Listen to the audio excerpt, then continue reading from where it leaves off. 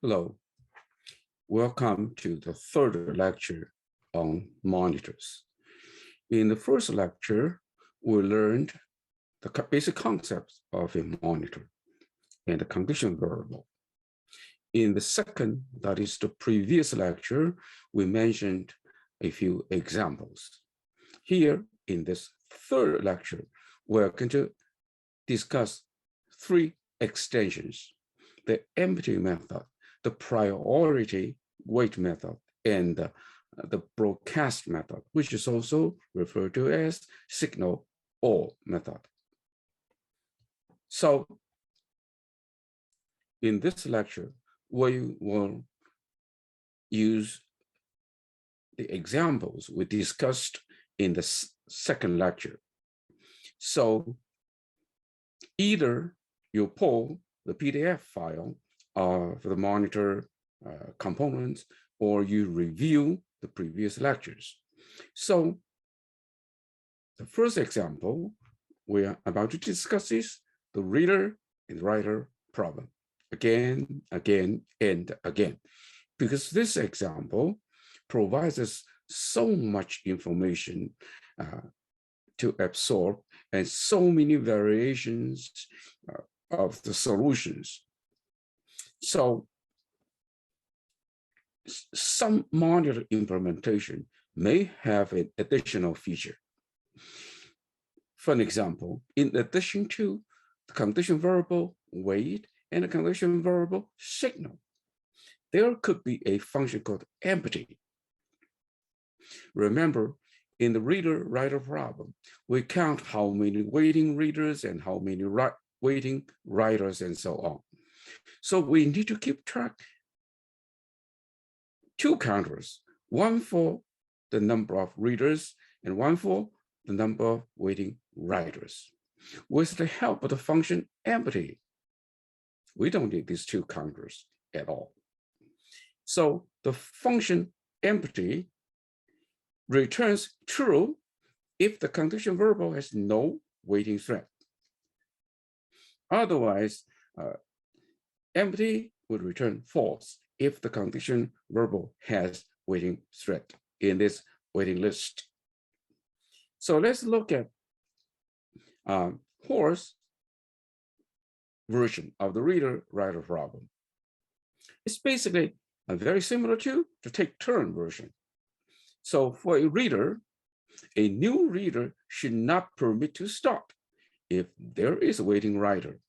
In other words, the reader will yield to a waiting writers. So this means the writers would not be stopped forever. On the other hand, when a writer finishes writing, if there are waiting readers, let's give them a turn. So this is not completely the writer's priority, because when a writer finishes writing, upon exit, if there are waiting readers, we allow a reader to run. If there are no waiting readers, then we go for a writer. So we have seen this in the taking turns version. So basically, we do the same. We define a monitor reader writer. We have a reading readers, and we have a Boolean variable writing. Currently, it's false. If there is a writer writing, it's true. And we still have OK to read, OK to write. If a reader cannot read, that reader waits here. If a writer cannot write, the writer waits here.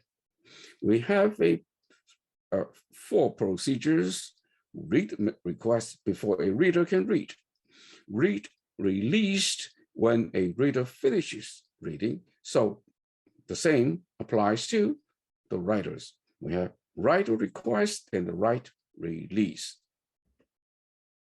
So now let's see how the read request is simplified. Previously, we have if there is a writer writing or there are writers waiting. So now, remember, if the writers must wait, they wait on this condition variable. So this reads, if there is a reader, there is a writer writing, and there are writers waiting on this semaphore, waiting on this condition variable. So it returns, if the empty function returns true, it means there are people waiting. So what does that mean? If writing or writer queue is not empty, we have to wait. And when this reader is released, it can read and so on. Exactly the same.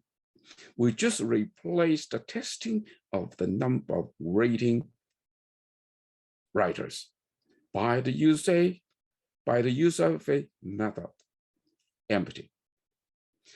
There's no change in the read release function. Now, upon exit, when a writer finishes his writing, it set writing to false, indicating no writer is writing. So the writer check to see, are there readers reading here, waiting here? If there are waiting readers here, we allow one to go. This release reader will start a cascading release of other readers. If there are no waiting readers here, we allow the writer to go. Of course, if there is no writer wait on OK to write, the signal is lost. So as you can see, the function empty simply helps us to remove the number of counters, counting how many threads are waiting on a particular condition variable. So if you have a chance to use a monitor system, check to see whether there is this function available. And this function is very, very handy because it saves your time to add one or subtract one to a counter and from a counter. Now, this example is very interesting. We will introduce the concept of priority waiting. It's not available in all systems, of course, unlike the empty function, which is rather popular.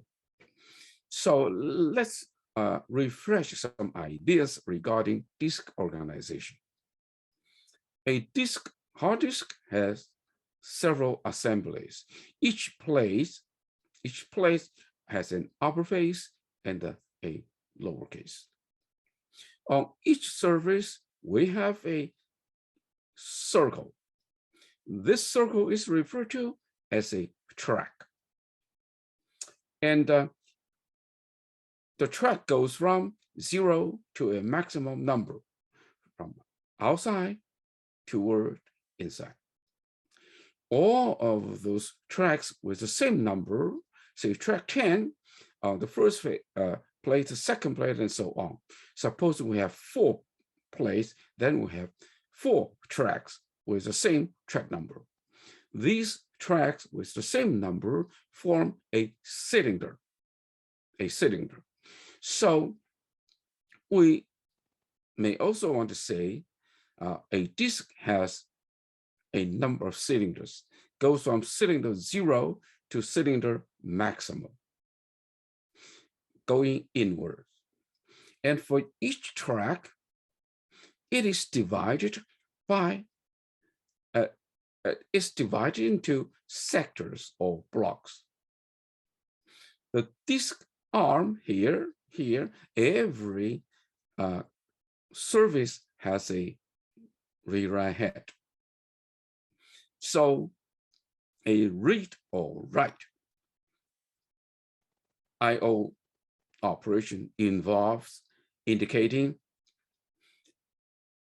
which cylinder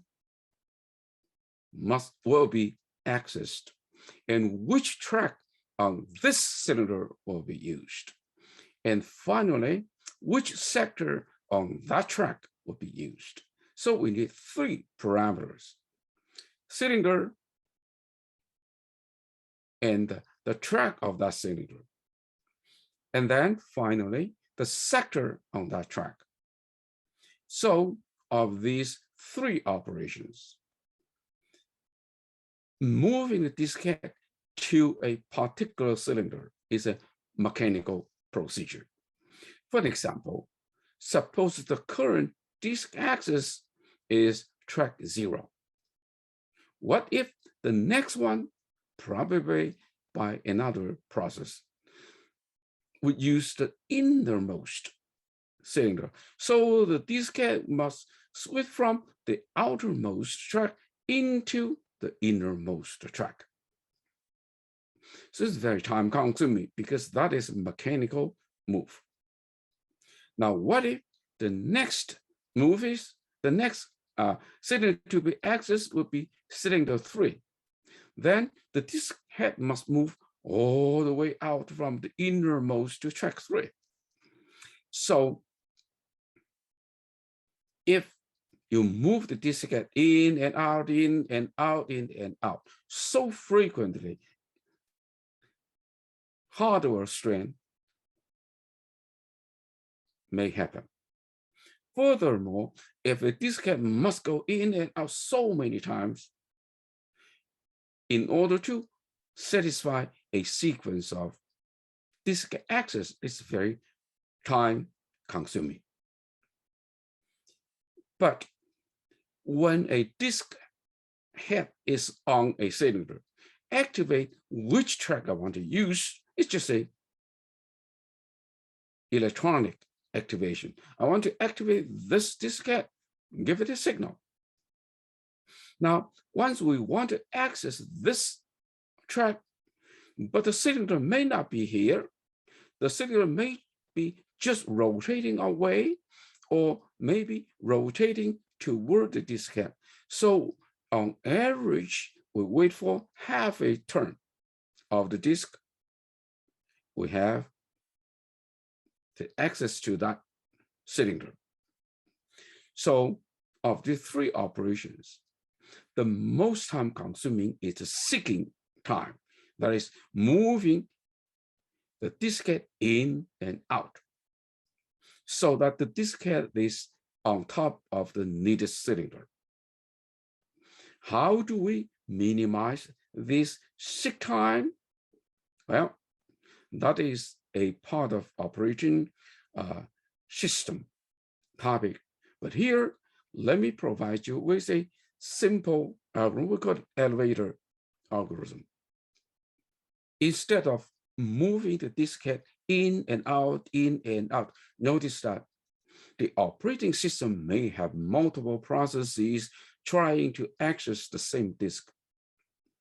So each process may offer the operating system the number of track, cylinder number, track number, sector number, and whether the operation is read and write and so on. So at any moment, for each disk, there is a queue of all the requests by multiple processes. All of those processes are waiting for this input-output, disk input-output operation to complete. So if we choose to use the first in, first out order, well, that was something I just described. The first request may be on track cylinder 0, the next one may be the maximum cylinder, and the third one may be cylinder 3, the next one may be cylinder maximum -1. So it would cause a diskette to move in and out so many times. Just consider that you visit a building, say 50 floors high. What you want to do, you get into the elevator, you punch the floor number.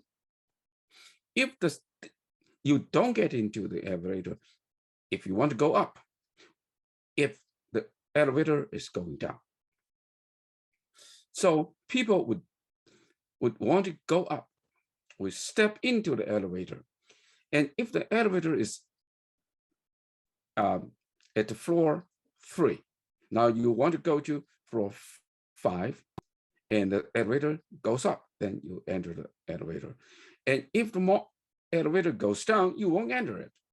So in this way, when all the people waiting to enter the elevator, they check to see whether the elevator direction, moving direction, matches what those people want. If the elevator goes up, those who want to going up would enter the elevator. They punch in the floor number, then the elevator stop at that elevator. So this is referred to the elevator diagram. So when the topmost floor reached here, topmost is not the top floor, just the topmost floor people want to go. Then the elevator goes down. So when the elevator goes down, people will step into the elevator if those people want to go down. So this is referred to the elevator algorithm. So the request could be handled by making continuous sweeps across the disk service, first in one direction and then to the other. Okay, so this looks hard to do, but some system provides you an extended wait method. This wait method has a single parameter, usually a non-negative integer. We call it priority. So when you call wait, you supply the wait method a priority value. Usually, when a condition variable is signaled, the thread with the highest priority is released. Usually, the smaller value of priority means a higher priority. So the highest priority is 0 if the priority value is non-negative. So check the system for the details, whether the priority value is larger priority means higher. So let's take a look how to use this in a very interesting way. We define a monitor called disk scheduler. We have a variable head, which is the current head position of the disk assembly, initially 0 at the outermost cylinder. We have a direction, in or out. And we have max, which is the maximum cylinder. Say if you have 1,000 cylinders named from 0 to 999, so this max will be 999. The Boolean variable busy means the disk is being used by a disk request. Initially, the disk is free to use. We have two condition variables, in sweep and out sweep. So in sweep is the condition variable for those process waiting for the in sweep, that is moving from the outer track or outer cylinder to the inner one. For those threads that are waiting for the disk head to move outward, going from the innermost to the outermost, they wait on this condition variable, out sweep. We have two procedures, request and release. The request procedure requires a cylinder number. That is the cylinder the caller would want to access. The release method does not require anything because it's called to release the current cylinder. So the current cylinder number is provided by the request procedure. So how do we use the disk scheduler? When a process wants to do a disk input output, the process calls request, providing a cylinder number. So after this process gets the permission to use that cylinder, that process is the only process that can have access to that disk on that cylinder. And then the disk activate the desired track and read or write the needed sector or block. After doing that, release the cylinder. So as you can see, in modular design, usually we translate the work into make a request. When the request is granted, then use it. After using it, we call released to release the permission. So the code for the request is rather simple, but listen very carefully. CY is the cylinder number I wish to access. Now, if the disk currently is busy, of course you cannot do anything, right? And if the disk currently is not busy, so you can access the disk head. So you simply set busy to true because you are the only one using it, and set the head position to CY, the cylinder you want to access. Then you simply move the diskette to that cylinder. Now, if the disk currently is busy, that is, the elevator currently is busy. So you have an additional check. Is the disk head currently has the position lower than the one I want? That is, I want to go to floor 5, and the elevator is at floor 2. So in that case, I want to wait until the disk head moving inward. So I wait in the in-sweep conclusion variable. Or if the disk head is currently the same as the cylinder I want, and the direction is moving inside, well, I may not be able to access this. So again, I put myself to wait.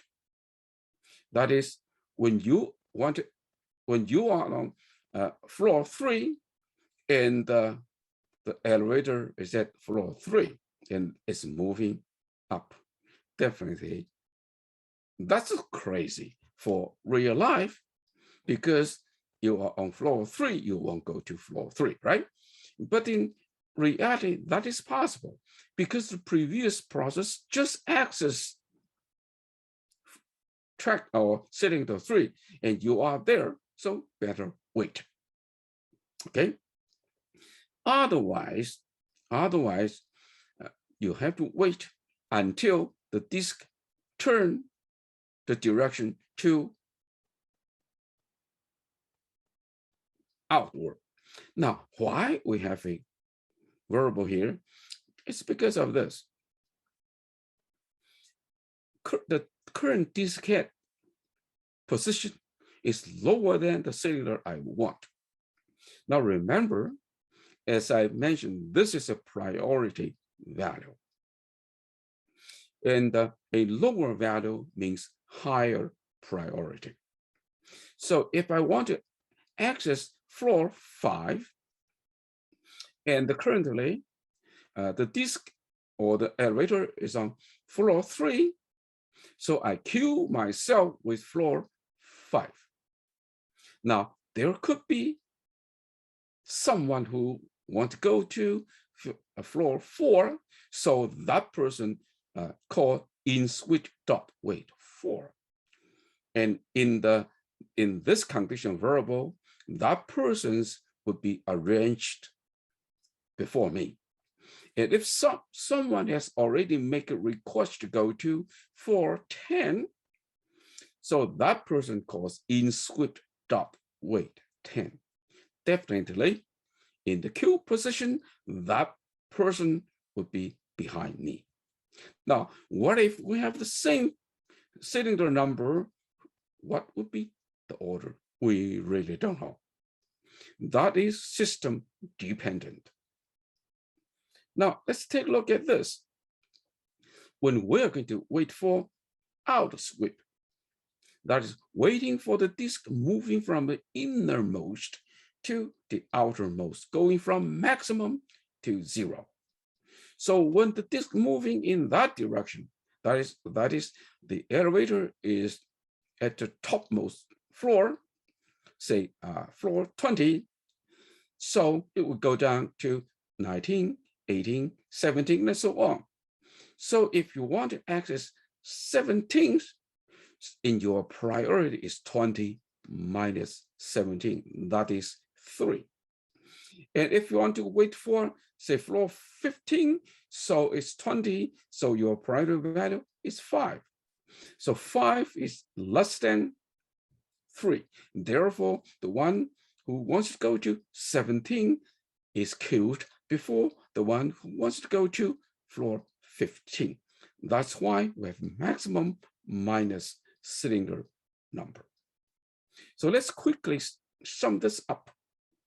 If the head position is less than the current position I have, or the head position is equal to the head position I am requesting, and the direction is moving in, I wait on this condition variable.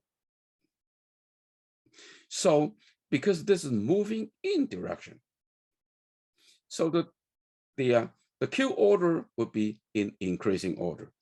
Now, if I cannot be here, then I wait for the out sweep. So the disk cylinder number must be reversed. So the priority value would be maximum minus the cylinder number. Now, because currently the disk is busy, even though the head position is equal to the cylinder position. What does that mean? It means someone is reading something on cylinder CY. So I wait here. When that someone finishes reading, then it is probable that I will be released next. So this is the meaning of this part. This part is pretty easy because this disk is moving in, so I wait on the in sweep condition variable. Now, if the disk head is beyond me, so I wait until the disk sweeps back. Once I am released from here or here, I set the disk busy to true, meaning I'm using it, and move the disk head to the cylinder number. So if you still have something in doubt, please pause for a while before moving on to the released portion. In particular, understand why we have a rather complex condition here for in sweep and out sweep. Please pause before you continue. Now, if you are here, I'm sure you have understood the in sweep and out sweep. Now, let's move to release. There should be no arguments here because we don't need it. So this means I am going to release the cylinder. Then, because the work is done, so I set busy to false. Then I check to see whether the direction is moving in or the direction is moving out. Notice here, the work in the else in the then part and the work in the else part are essentially the same, except that we have different condition variable. So let's start with, if I'm done and the direction is moving in, then I check to see, are there any in sweep process there. If there are some, then release one of them. If there's no one waiting in sweep, that is, I am at the highest cylinder for this sweep, then I turn the direction to out, release one from the out sweep condition variable. Now, if the direction is in, that is out, we check to see, are there any threads waiting on the out sweep condition variable? If it's not empty, then we release one from out sweep. Otherwise, I am in the outermost cylinder, so there is no more thread whose request is lower than the current cylinder. Then I switch direction going in, and then release a thread from the in sweep. Now, keep this in mind. We have 1, 2, 3, and 4 signals here. If no one is waiting on a condition variable, always remember the signal is lost. So please pause and make sure you understand this. This example is taken from Paul's seminal paper on monitor. A very interesting example. So this example, if you write your operating system as a monitor, like a Brinchen-Hansen suggested, you could use this example as a template for scheduling so many things. And then let's move to our third method, broadcast, or some system we call it signal all. In some system, each condition variable, in addition to empty, there may be a broadcast or signal method. Let's say, suppose CV is a condition variable, CV.broadcast or CV.signal all releases all waiting threads on this condition variable with a single signal call. Previously, if we wish to release multiple threads waiting on a condition variable, most of the time we use a cascading release, but that is time consuming. So some system provide you with a broadcast or signal all calls. You do it with one signal call. So when CV.broadcast and the CV.signal all is called, all waiting threads on condition variable CV are released and changed to inactive or re-entry state. They are removed from the condition variable immediately, all of them. This will save the use of a cascading release. Now, let's return to our simple alarm clock example, which is a very good example to illustrate cascading release. So let's look at the slumber. A slumber wants to sleep for this number of hours, and then it updates this alarm clock. Now it's the local clock.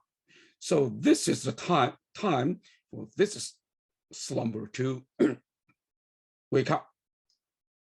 So check to see whether this is the time for me to get up. If it's not, sleep. When the tick comes, previously it's a wake.signal.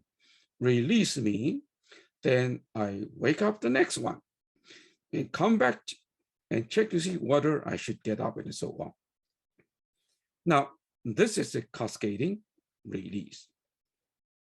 But now, if we have broadcast, the tick procedure just calls wake.broadcast. This broadcast simply release all threads waiting on wake. So we save this signal. Is that simple? Yes, of course.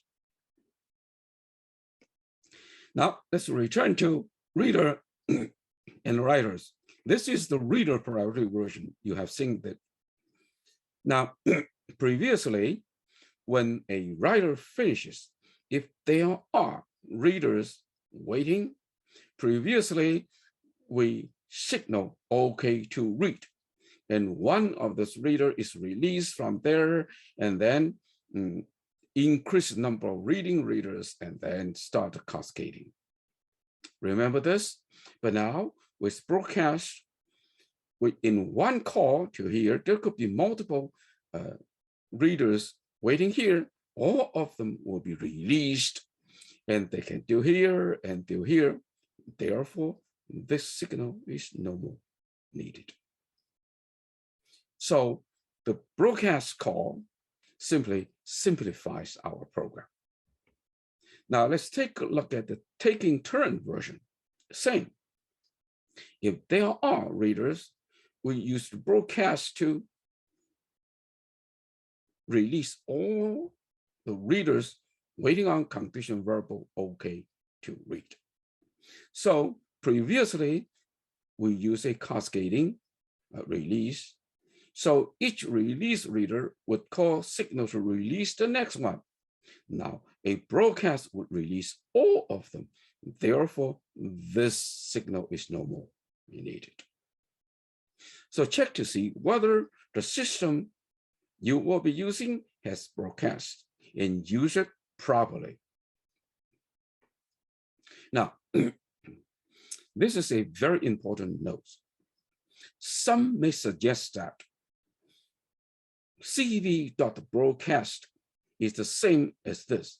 As long as there is someone waiting, then we release them and then go back to see, are there anyone waiting? If there is one, release them. Okay, so in each iteration of this while loop, a waiting reader is released, and that released thread gets the monitor or type, while the signaling thread yield the monitor. Now the question is, the release one signals and the release one gets the monitor. Upon this one gets out, upon the release one gets out, who is going to enter the monitor? Some systems are in favor of those re-entry one. That is the one who just signaled. But not all systems would do things like that. So it's possible that when the release thread exits the monitor mechanism picks a thread that is not a signaling thread, and that someone could come into the monitor and mess up everything. Let's take a look at a very simple and useful example. This is referred to as the barrier method, which is very frequently used in parallel computing and GPU programming. Let's write a monitor for this so-called barrier method.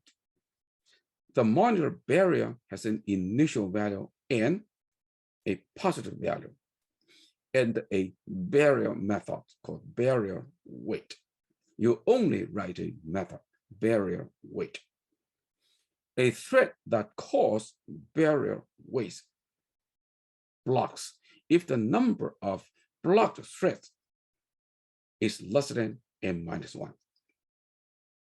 When the nth thread calls barrier weight, it releases all waiting n-1 threads. So in other words, thread calls barrier weight. If every thread coming into barrier monitor at 1 to the counter, counting how many threads are waiting there. So when the end thread comes in, then this end thread will release all waiting n-1 thread, so that we have n thread act in a single group. For an example, in an application, you know a group of threads of 5 threads must be synchronized so that they would start something when a condition occurs. So we assign this condition a barrier with the initial value 5. So every thread calls barrier wait is blocked. The first one is blocked. The second one is blocked. The third one is blocked. The fourth one is blocked. The fifth one calls barrier wait. The fifth one would find out, okay, we have already had 4 threads waiting there. Therefore, we are able to form a group of 5 and act simultaneously to do something. This is very commonly seen operation in GPU programming. Okay, we name this monitor barrier. We have a n, we have the n, the initial value, indicating we want to group n threads together and release them together. Count how many threads are waiting. We have a condition variable which is called barrier. All of the threads who called barrier wait, if they have to wait, they are blocked here. So the barrier wait function goes as follows. When a thread calls barrier wait, it runs to the counter and check to see if it's a full count. If it's not, then block myself. And when I am released, I release the next one and then exit. Now, if I find out I am the last one, that is, after increasing count by 1, this is a full count. So I am the nth one. So I set counter to 0 and start this cascading release. A barrier dot signal here, and 1 is released. That one gets the monitor, and the release the next one, and so on and so forth. So here, the logic is pretty easy, simple. But we notice here, we place count before the signal call. Think about why. Please pause and make sure you understand what's going on. In particular, this cascading release. So now let's check to see, what if the order of the count setting to 0 and barrier dot signal is switched like this? Does this solution work? In other words, after switching the 2 statement in the else part, can the nth thread correctly releases the waiting n-1 threads? I can tell you the answer, no. But if you wish to figure it out by yourself, you are welcome to do that. So if you are willing to do it by yourself, please pause. Here is my explanation. This doesn't work properly. Let's say n is 3. We may have the following scenario. We have 3 threads, T1, T2, T3. T1 comes in by calling barrier wait. And the new counter would be 1. Of course, T1 waits. And T2 calls barrier wait, increasing the counter to 2. As a result, T2 waits. And finally, T3 calls barrier waits, increasing the count to 3. Then T3 execute the else part. In this case, T3 calls barrier signal. Currently, the value is count is 3. And assume that T1 is released. And T3 yields the monitor to T1. So T3 becomes inactive T1 is in the monitor. Because T1 is active, T1 can cause barrier signal to release T2. Now T1 yields the monitor to T2. So currently we have two inactive threads, T1 and the T3. T2 is in the monitor. Now T2 calls barrier dot signal, and no one is there currently, so T2 just exit. Now monitor is empty. So who will enter? T2, T3, or someone else, or T4? We don't know. Now, if the system is implemented by favoring the signaler, in that case, the signaling thread T3 comes in. The situation is okay. Think about why. Otherwise, a new thread enters, maybe T4. So when T4 comes in, T4 add 1 to the counter. Remember, counter count setting to 0 is done after T3 signals. So T3 is still in the inactive state. So T4 comes in at 1 to count. Now count becomes 4. So T4, of course, would execute else and start another sequence of signal. So T4 would get out. So this is wrong program logic. I hope you understand this. And if you still have some difficulty in understanding it, please don't hesitate to pause before we move on to the next example. Now, if you are here, I assume you know why the statement count must be before barrier dot signal. But now, if we have the broadcast function, everything has become easy. Because when we execute broadcast rather than a single signal, everyone wait here will be released. So we don't need this signal at all. Okay. Now think about this solution. What if I change the order? That is, what if I move count equals 0 after the barrier dot broadcast? Is this working? Please think about this. And finally, people may want to say something like this. Okay, because now count, we know at maximum only n-1 threads will be waiting on condition variable barrier. Why do we need to use cascading release? Why don't we use a for loop? I start with 1 as long as I is less than or equal to n-1 every time I signal it. Okay. During the years I was teaching operating system and concurrent computing, many students simply make this mistake. Now, if I said many students made this mistake, you know this is an incorrect one. So why don't you stop and find out what went wrong? Just assume, say, n is 3. So use a piece of paper and pencil.